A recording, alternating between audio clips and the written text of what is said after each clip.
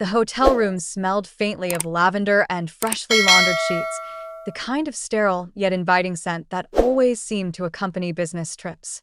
I stood by the window, my fingers brushing against the cool glass as I stared out at the city skyline. Below me, cars darted like fireflies through the labyrinth of streets, their headlights weaving patterns in the twilight. It was beautiful in an impersonal way, the kind of beauty you admire but don't feel compelled to touch. I had been here before, staring out windows, waiting for something to happen, waiting for life to catch up with me. At 32, I wasn't sure what I was still waiting for. My career as a graphic designer was stable enough, though it lacked the spark I'd once imagined it would have. My personal life? Well, that was even less inspiring. A string of lukewarm relationships had left me wary of commitment, and lately, I'd found myself retreating further into solitude. This trip to Seattle was supposed to be routine, a conference on branding strategies, networking events, and obligatory small talk over lukewarm coffee. But there was something about this particular evening that felt heavier than usual. Maybe it was the rain tapping softly against the window pane, or the way the golden hour light spilled across the room, casting long shadows that seemed almost alive. Or maybe it was just me, projecting my own restlessness onto everything around me. I turned away from the view and glanced at the clock. 7:30. The opening mixer started in half an hour, and I hadn't decided whether I wanted to go. Part of me craved the distraction, the chance to lose myself in meaningless chatter and forced smiles, but another part recoiled at the thought. These events always left me feeling more disconnected than when I arrived, like everyone else knew some secret code I couldn't decipher. Sighing, I ran a hand through my hair and wandered over to the desk where my laptop sat open, its screen glowing faintly. I scrolled absent-mindedly through emails, none of which demanded immediate attention. My suitcase lay unpacked on the bed, its contents spilling out like confetti, a jumble of blazers, jeans, and underwear that mirrored the chaos in my head. As I stood there, trying to muster the energy to change into something presentable, a knock at the door startled me. For a moment, I froze, unsure who it could be. Room service? No, I hadn't ordered anything. A mistake, perhaps? Curiosity got the better of me, and I crossed the room, pulling the door open just wide enough to peek through, and then I saw her. She stood there, framed by the dim hallway light, wearing a leather jacket that looked far too cool for someone like me to pull off. Her dark hair fell in loose waves around her face, framing sharp cheekbones and piercing green eyes that seemed to see straight through me. There was something magnetic about her presence, an unspoken confidence that made my breath hitch. "Hi," she said, her voice low and smooth, carrying just a hint of amusement. "I think you're in my room." For a second, I didn't move, caught off guard by both her words and the intensity of her gaze. Then reality clicked into place, and I stepped back embarrassed. "Oh, I'm so sorry. I must have taken the wrong key card. This is awkward." She laughed, a sound that was warm and disarming, and shook her head.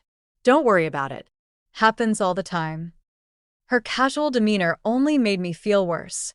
"Let me grab my stuff and get out of your way," I muttered, turning back toward the room. "No rush," she replied easily, leaning against the doorframe. "Take your time."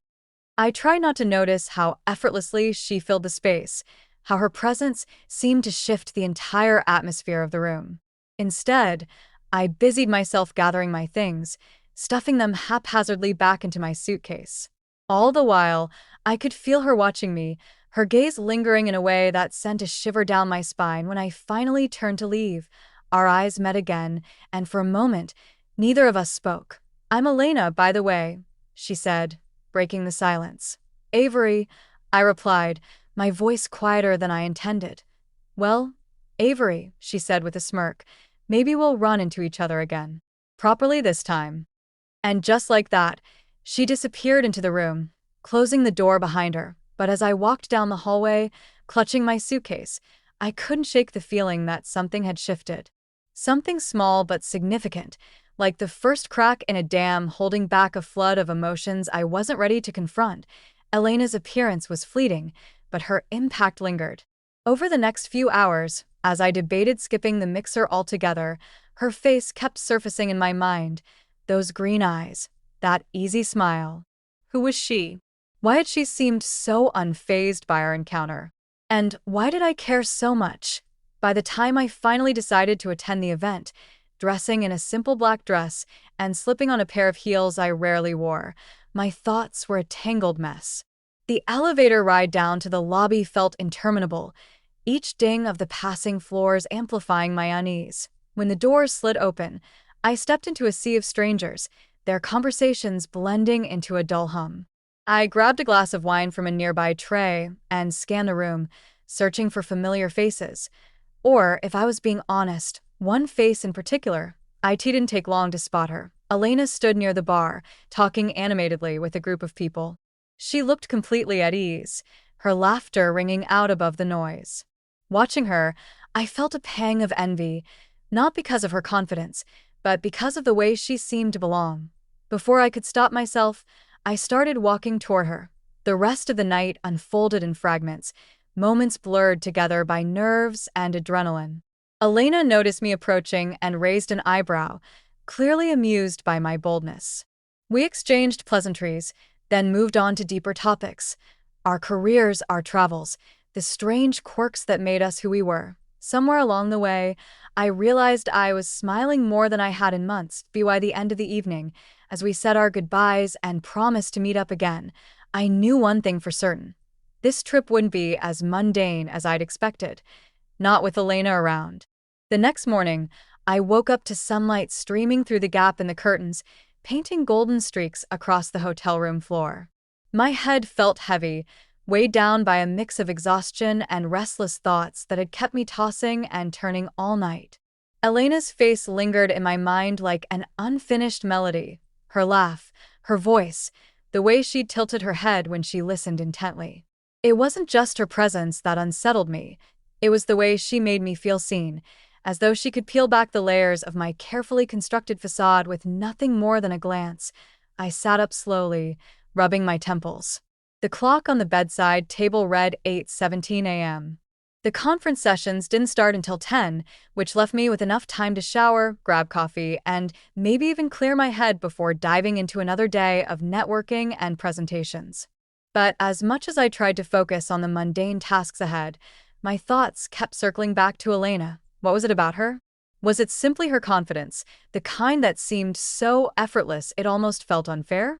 Or was it something deeper, something I wasn't ready to name yet? After showering and pulling on a pair of dark jeans and a fitted sweater, I decided to venture downstairs for breakfast. The hotel restaurant was already bustling with attendees from the conference, their conversations blending into a low murmur. I grabbed a latte and a croissant, then found a quiet corner near the window where I could sit unnoticed. That's when I saw her again.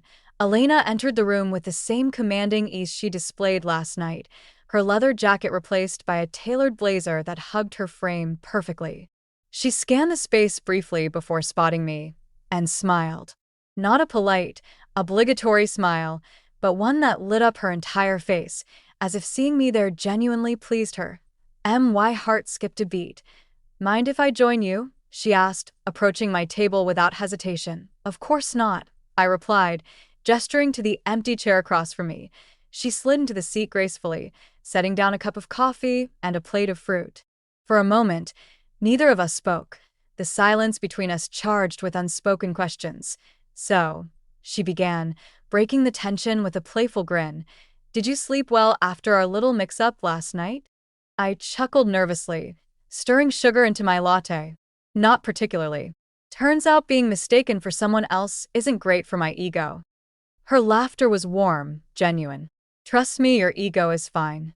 If anything, I should be apologizing for hogging the spotlight."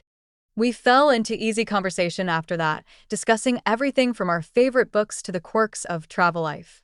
There was an undeniable chemistry between us, a current of energy that crackled beneath the surface of our words. Every time her hand brushed mine while reaching for the creamer or her knee accidentally bumped against mine under the table, I felt a jolt of electricity that left me momentarily breathless. But it wasn't just physical attraction. It was the way she listened, really listened, leaning forward slightly as though every word I said mattered.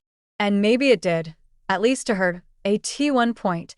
She paused mid-sentence, her expression softening. "You seem different today," she observed. "Different how?" I asked, suddenly self-conscious. "I don't know. More guarded, maybe. Like you're holding something back." Her perceptiveness caught me off guard. Most people didn't notice or care about the subtle shifts in my demeanor. But Elena wasn't most people. "It's nothing," I said quickly, avoiding her gaze. She didn't push, but her eyes lingered on me, searching. "If you ever want to talk about it," I nodded, grateful for her tact but unsure if I'd take her up on the offer. Some things were easier left unsaid. By the time we finished breakfast, the morning session was about to begin. Reluctantly, we parted ways, promising to reconnect during the lunch break.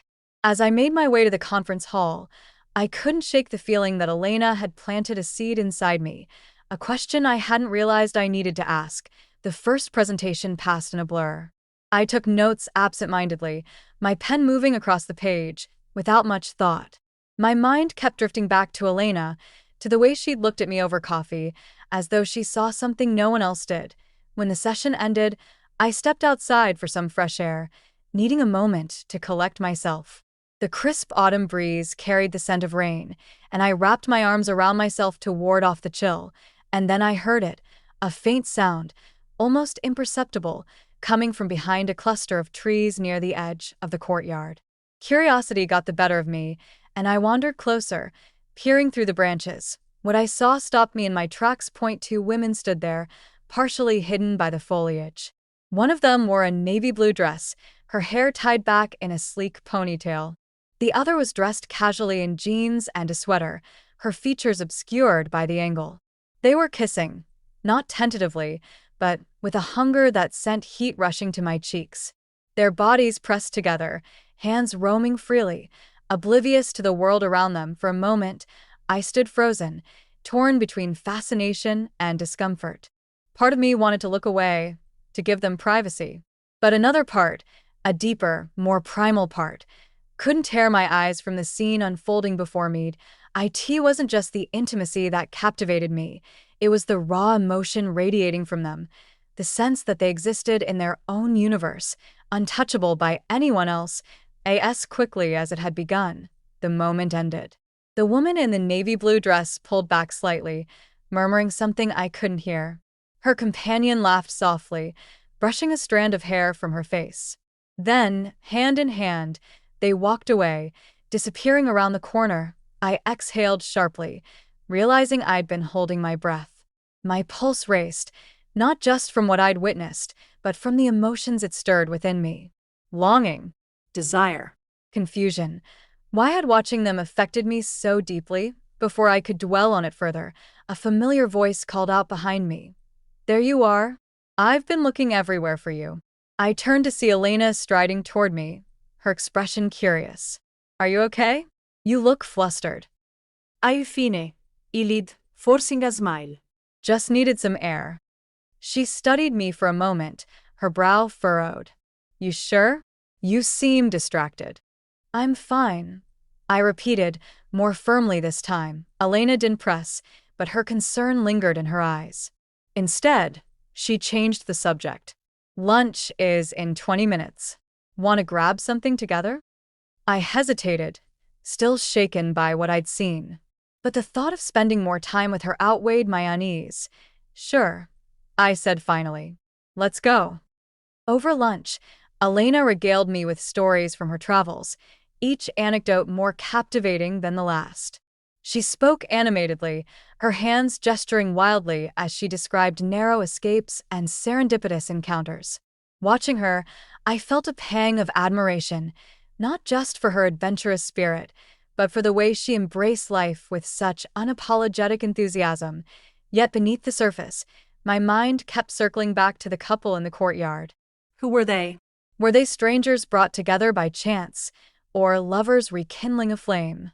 And why did their kiss resonate with me so profoundly? As the meal drew to a close, Elena leaned forward, her expression serious.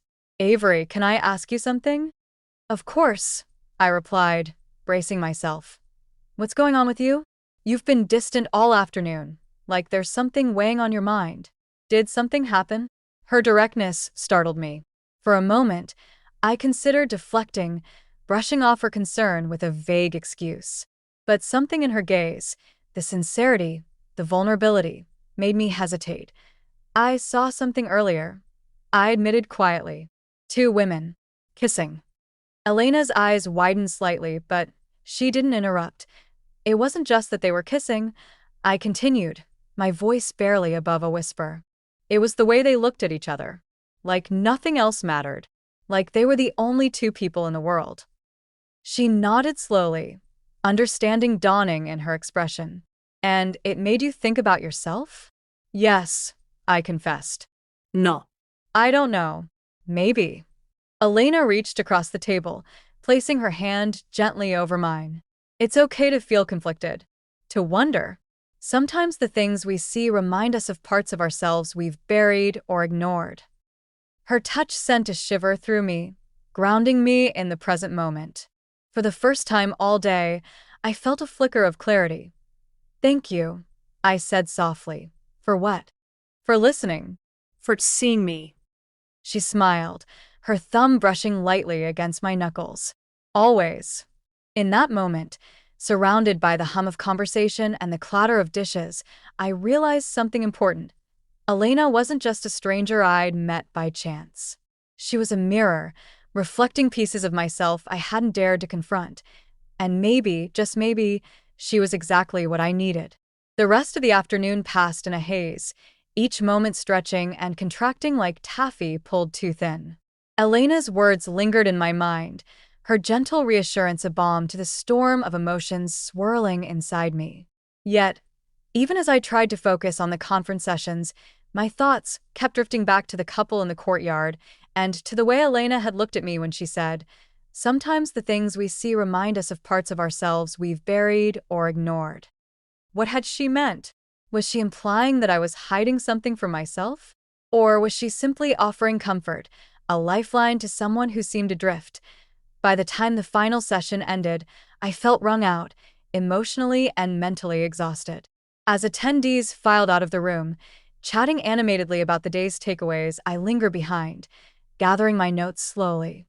The idea of facing another crowded social setting, the networking hour scheduled for later, felt overwhelming. Elena found me there, standing alone near the podium, staring absently at the PowerPoint slides still projected onto the screen.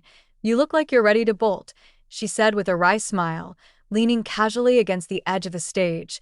I laughed weakly. Is it that obvious? Only to someone who's been paying attention. Her perceptiveness unnerved me, but not in an unwelcome way. Instead, it made me feel seen in a way I hadn't experienced in years, if ever. I'm not great at these kinds of events, I admitted, stuffing my notebook into my bag. Too many people, too much small talk.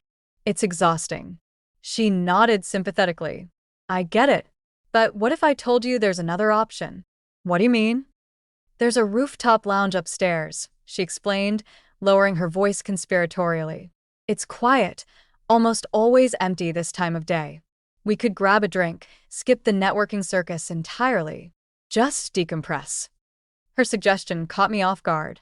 Part of me wanted to say no, to retreat to the safety of my hotel room where I wouldn't have to navigate the complexities of whatever this was between us.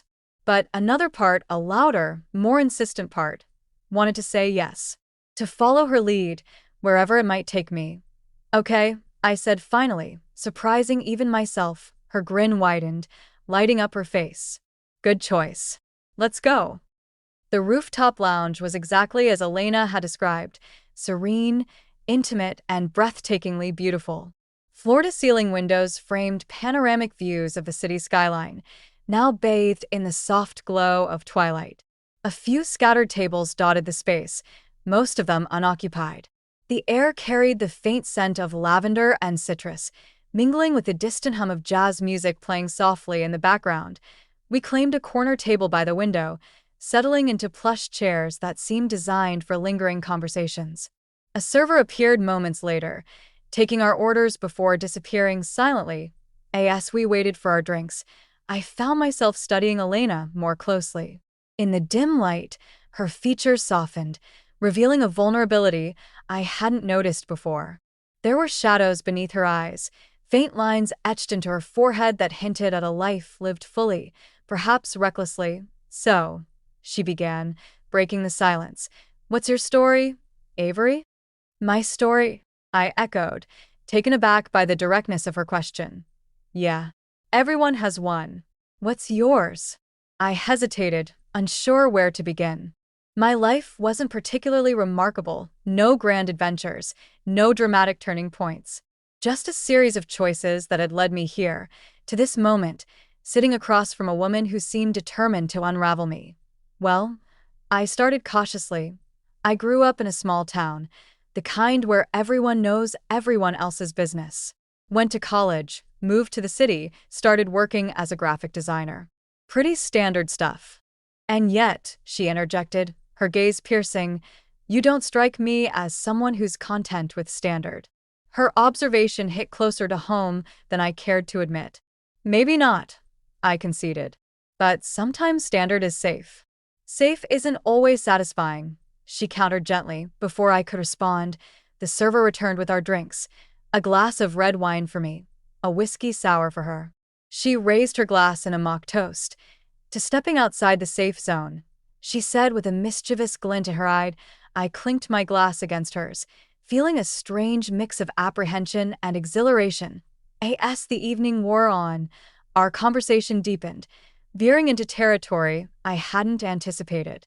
Elena spoke openly about her own struggles, her battles with self-doubt, her fear of commitment, her relentless pursuit of freedom. Listening to her, I realized how rare it was to find someone willing to be so honest, so unguarded. In turn, I found myself sharing pieces of my past I rarely talked about. The failed relationships, the loneliness that often accompanied success, the gnawing sense that I was living someone else's version of my life. At one point, Elena leaned forward, her expression intense. "Do you ever wonder what it would feel like to let go? To stop worrying about what other people think and just be?" Her question hung in the air between us, heavy with implication. I stared at her, searching for the right words, but none came. Instead, I felt the weight of her gaze pressing down on me, demanding an answer I wasn't sure I could give. "I don't know," I whispered finally. "That's okay," she said softly, reaching across the table to take my hand. "You don't have to know everything right now." Her touch sent a jolt through me, grounding me in the present moment. For the first time in what felt like forever, I allowed myself to simply exist, to feel without overthinking, to breathe without analyzing. And then, as if sensing the shift in the atmosphere, Elena stood abruptly, holding out her hand. "Come with me," she said, her voice low and inviting. "Where are we going?" I asked, though part of me already knew the answer. "You'll see." We ended up on the balcony outside the lounge, the cool night air wrapping around us like a second skin. Below us, the city stretched out endlessly, its lights twinkling like stars scattered across the horizon. Elena turned to face me, her expression unreadable in the dim light. For a long moment, neither of us spoke, the silence between us charged with unspoken possibilities. Then, without warning, she stepped closer, closing the distance between us. Her hand brushed against my cheek, her fingers tracing the line of my jaw with feather-light precision. "Avery," she murmured, her breath warm against my skin. "You deserve to be happy, to feel alive." Her words sent a shiver through me, awakening something primal, something I'd buried long ago. Before I could process what was happening, her lips were on mine, soft and tentative at first, then growing firmer, more insistent. The world around us dissolved, leaving only the sensation of her touch, the taste of her kiss, the undeniable pull of desire. When she finally pulled back, her eyes searched mine, seeking permission, or perhaps reassurance. "I'm sorry," she said quietly, though her tone suggested otherwise. "I shouldn't have done that." But I shook my head, silencing her apology with a kiss of my own. This time, there was no hesitation, no uncertainty. Only the certainty that whatever this was between us, it was worth exploring. And as we stood there, wrapped in each other's arms, I realized something profound. Sometimes, the unknown isn't something to fear. Sometimes, it's exactly where you need to be. The first rays of sunlight filtered through the cracks in the blackout curtains, painting faint streaks of gold across the hotel room floor. I woke slowly, my body heavy with the weight of sleep and something else, something deeper, more complicated. For a moment, I lay there, staring at the ceiling, trying to piece together the events of the previous night. Elena. The rooftop. The kiss, it wasn't just the memory of her lips on mine that lingered. It was the way she had looked at me afterward, with a mixture of vulnerability and determination, as though she'd been holding back for far too long and finally couldn't anymore. And then there was the way she had taken my hand, leading me back inside, her touch firm but gentle, guiding me like I might disappear if she let go. We hadn't spoken much after that.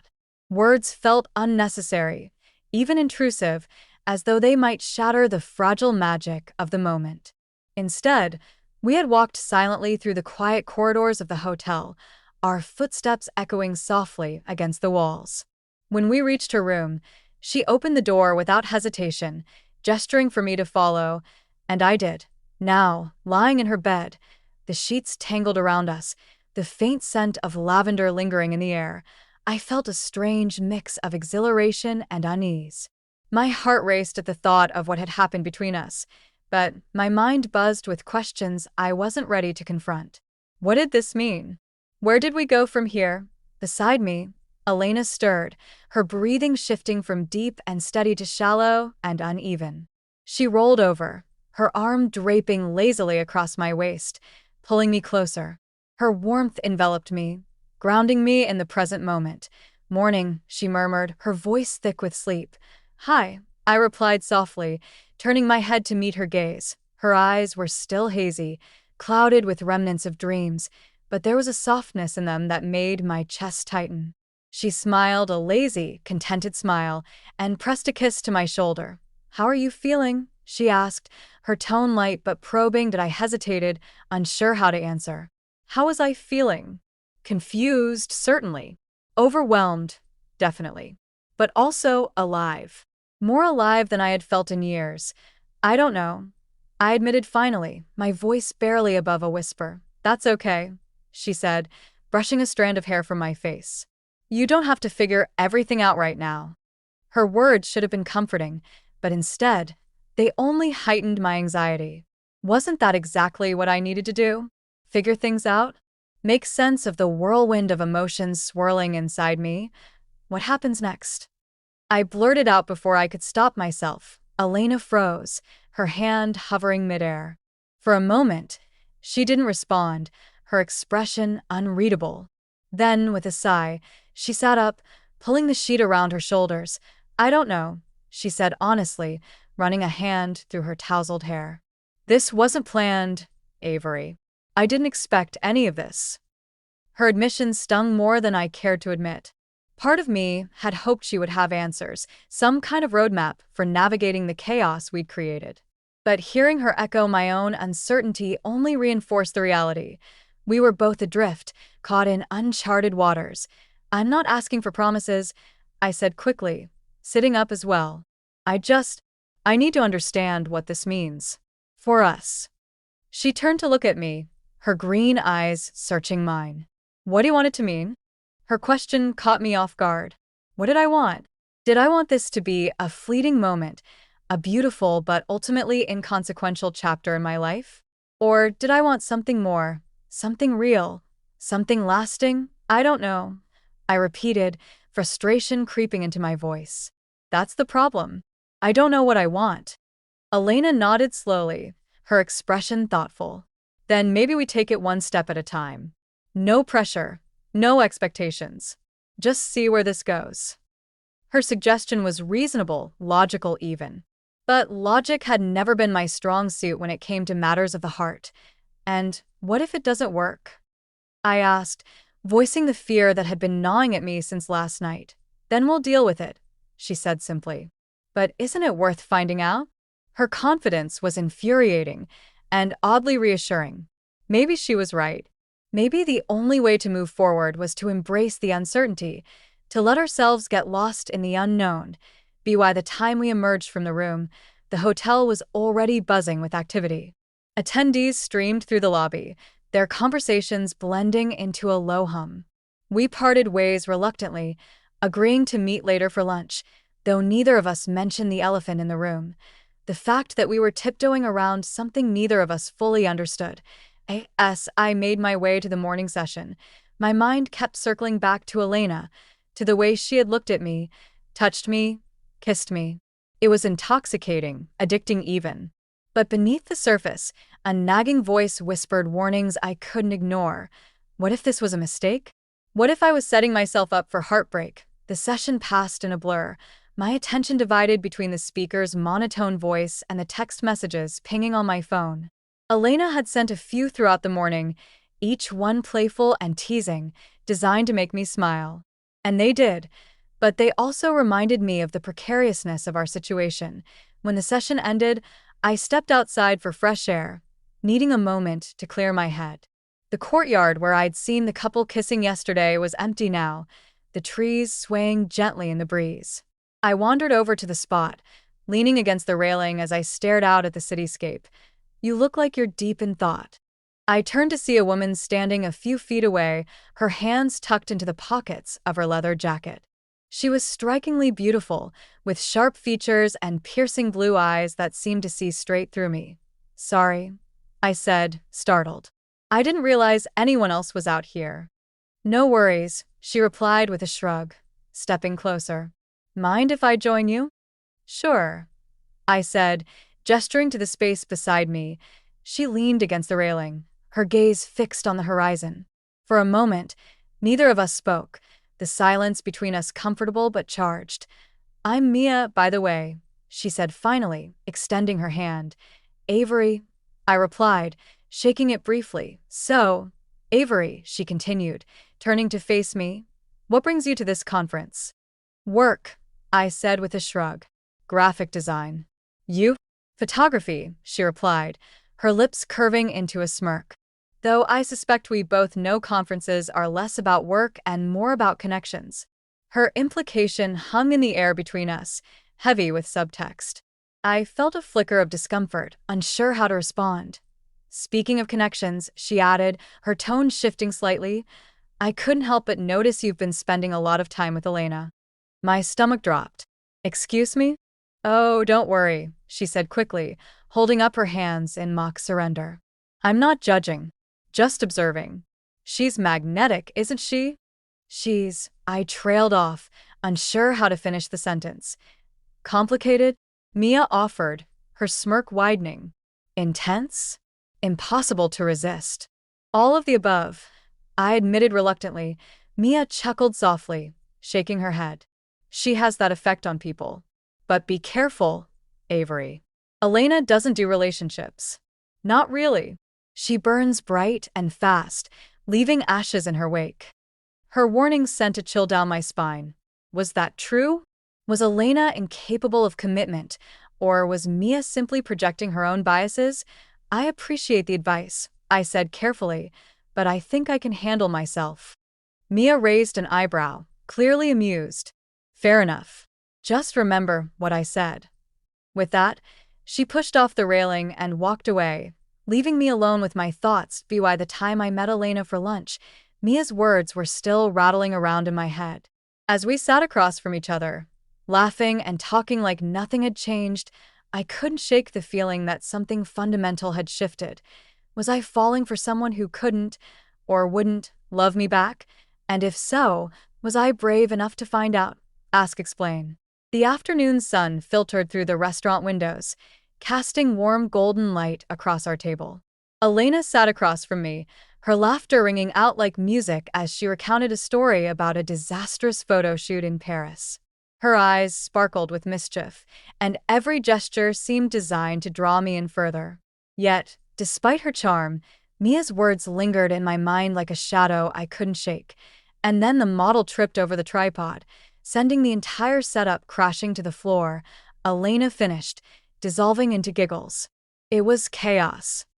I forced a smile, nodding along, but my thoughts were elsewhere. Was this all just a game to her? A fleeting distraction before she moved on to the next adventure, the next person? Avery? Elena's voice softened, her brow furrowing slightly. You've gone quiet. Everything okay?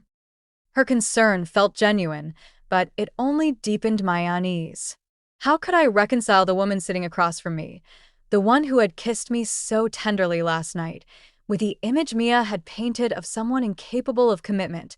I'm fine, I said quickly, brushing off her question with a wave of my hand. Just tired, I guess.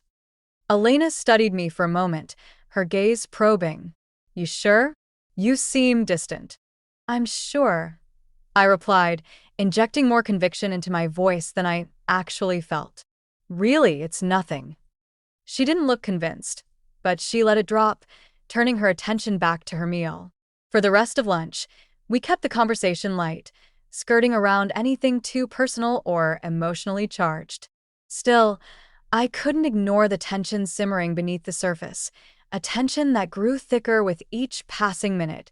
After lunch, we parted ways again, agreeing to meet up later for dinner. As I walked back to my room, my mind raced with conflicting emotions. Part of me wanted to believe Mia was wrong, that Elena was capable of more than fleeting connections, that what we shared could evolve into something meaningful. But another part, a louder, more insistent part, feared she might be right. When I reached my room, I collapsed onto the bed, staring up at the ceiling. My phone buzzed on the nightstand, pulling me reluctantly back to reality. It was a text from Elena. Can't stop thinking about you. Tonight can't come soon enough. My heart skipped a beat, but the flutter of excitement was quickly tempered by doubt. What did she mean by that? Did she genuinely care about me, or was this just part of her pattern, sweeping people off their feet before disappearing without a trace? I typed out a response, deleting and rewriting it several times before settling on something neutral. Same here. See you tonight. As the hours ticked by, I found myself growing increasingly restless. The conference sessions blurred together, their content lost in the haze of my preoccupation. By the time evening rolled around, I was a bundle of nerves, torn between anticipation and apprehension. Dinner was at a cozy Italian restaurant tucked away in a quiet corner of the city. The ambience was intimate, the kind of place where candles flickered on every table and soft jazz played in the background. Elena greeted me with a kiss on the cheek, her touch lingering just long enough to send a shiver down my spine. You look beautiful, she murmured, pulling out my chair for me. Thank you, I replied, feeling a flush creep up my neck.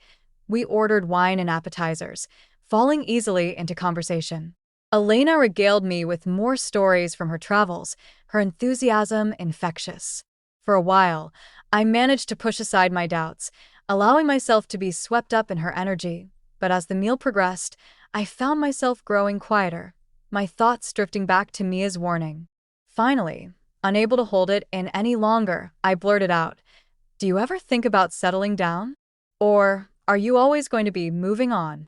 The question hung in the air between us, heavy with implication. Elena froze, her fork halfway to her mouth. Slowly, she set it down, her expression unreadable. "That's a loaded question," she said finally, her tone guarded.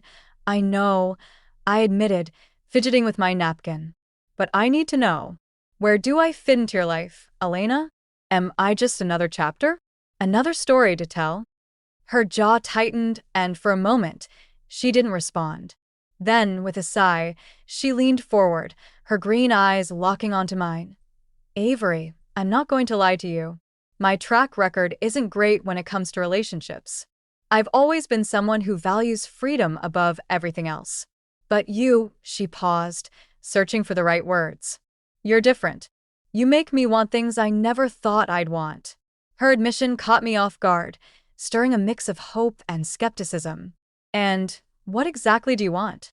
"I don't know," she confessed, her voice tinged with frustration. "That's the problem. I've spent my whole life running from anything that feels permanent, anything that ties me down. But with you, I feel anchored, grounded, and it scares the hell out of me." Her vulnerability disarmed me, softening the sharp edges of my doubt. For the first time, I saw glimpses of the fear behind her bravado, the fear of letting someone in, of risking her heart. "I'm scared too," I admitted quietly. But maybe that's a good thing. Maybe it means we're onto something real. Elena reached across the table, taking my hand in hers. I don't have all the answers, Avery. But I do know this. I don't want to lose you. Not yet. Not ever. Her words sent a surge of warmth through me, melting away some of the uncertainty that had been weighing me down. Maybe Mia was wrong. Maybe Elena wasn't incapable of commitment. Maybe she was just afraid. Like the rest of us, by the time we left the restaurant, the streets were bathed in moonlight, the city alive with the hum of nightlife.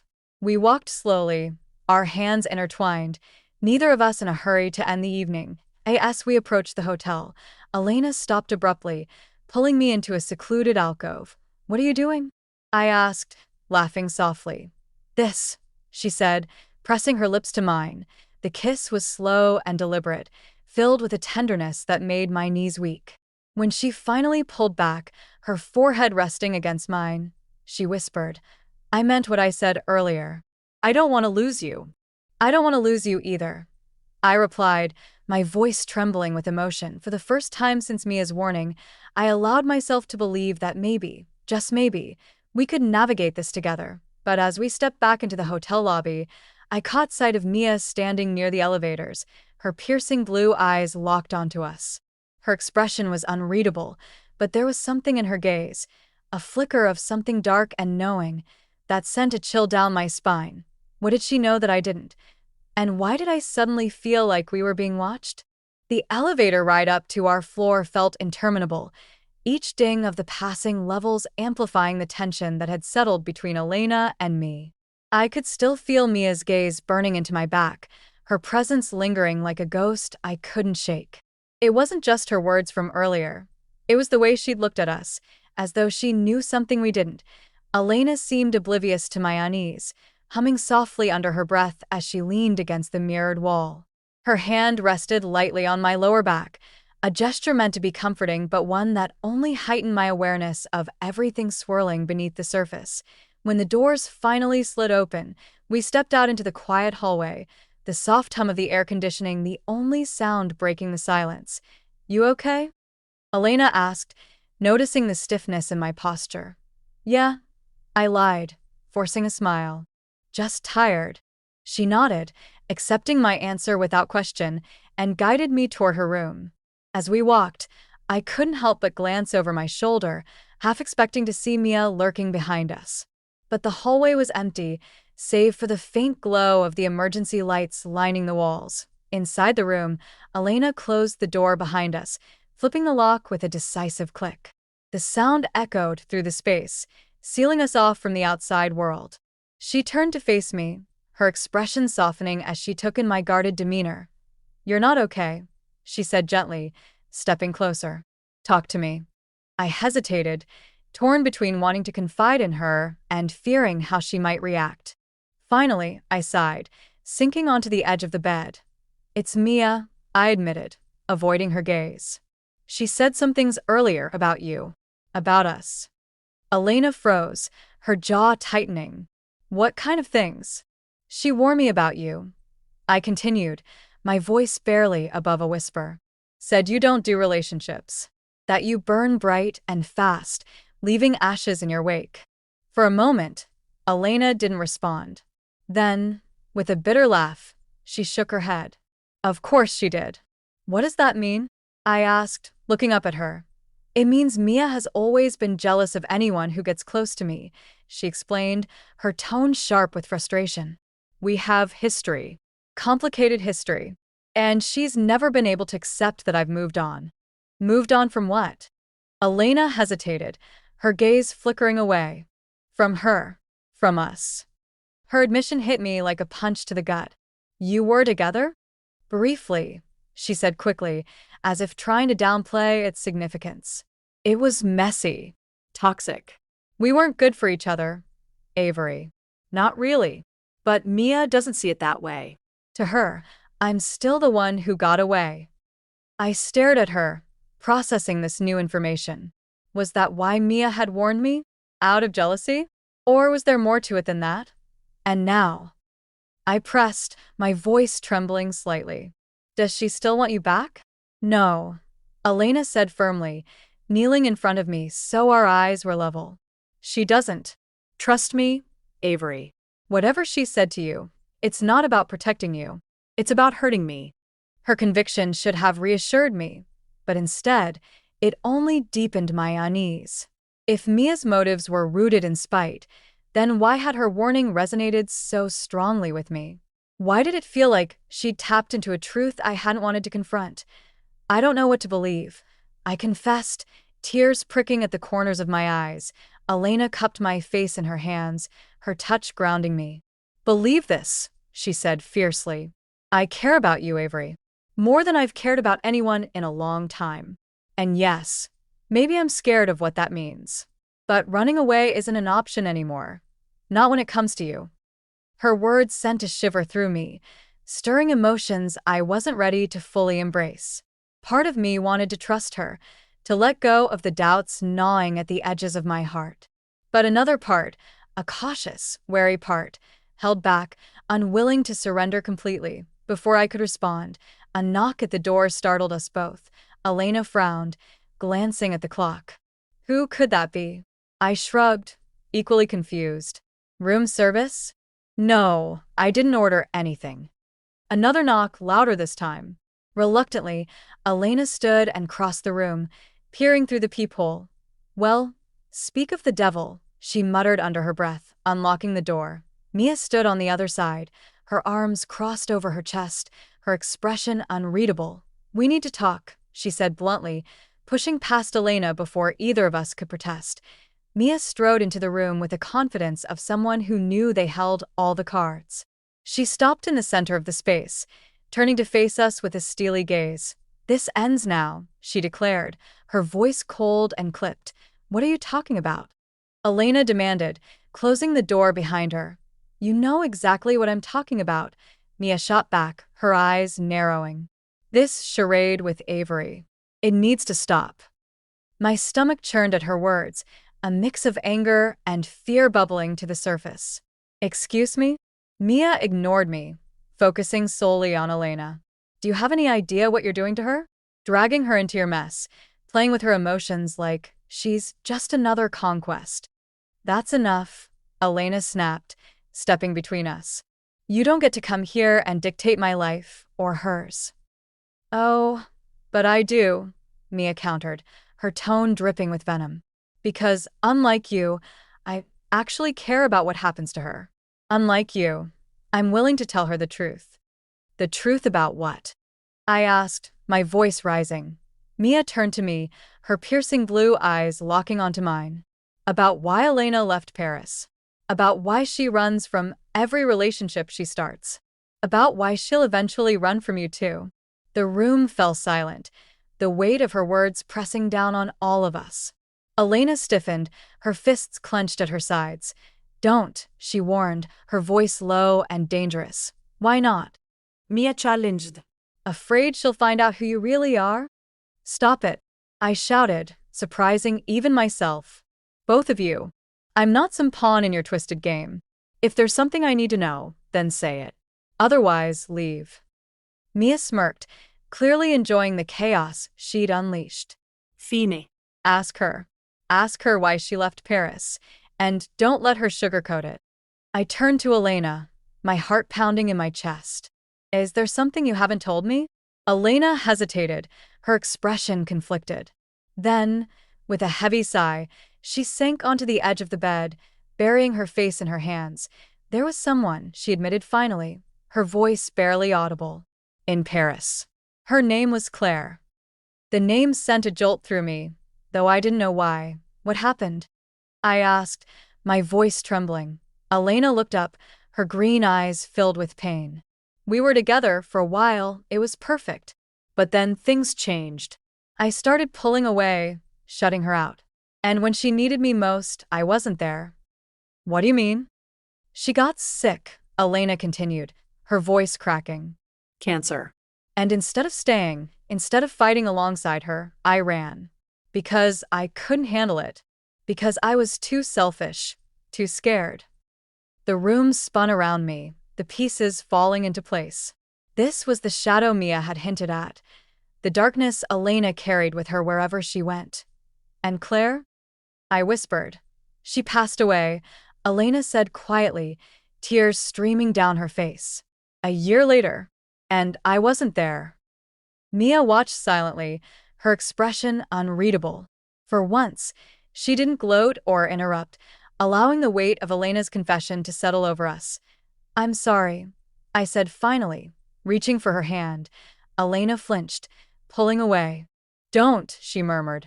You shouldn't forgive me. Not for this. But I do, I replied, my voice firm despite the ache in my chest. Because everyone makes mistakes. Everyone runs sometimes. What matters is whether you learn from them, whether you try to be better. Elena stared at me, her eyes searching mine for something. Forgiveness, understanding, hope. I want to be better, she said finally, her voice raw with emotion. For you. Mia snorted, breaking the fragile moment. How noble. Too bad redemption doesn't erase the damage you've done. Get out, I snapped, rounding on her. You came here to hurt her, to drive us apart. Mission accomplished. Now leave. For a moment, Mia looked taken aback. Then, with a shrug, she turned toward the door.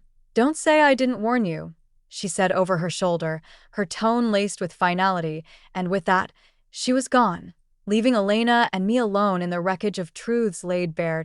As the door clicked shut behind Mia, the room felt smaller, heavier. Elena sat motionless, her shoulders slumped, her face buried in her hands. I understand if you want to walk away, she said quietly.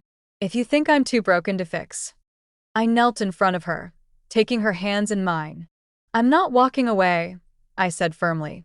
Not unless you push me away first. Her eyes met mine, shimmering with unshed tears. Why would you stay? After everything I've done? Because love isn't about perfection, I replied, my voice steady despite the storm inside me. It's about choosing to fight for someone, even when it's hard, even when it hurts. Elena's lips parted, as though she wanted to argue, but no words came.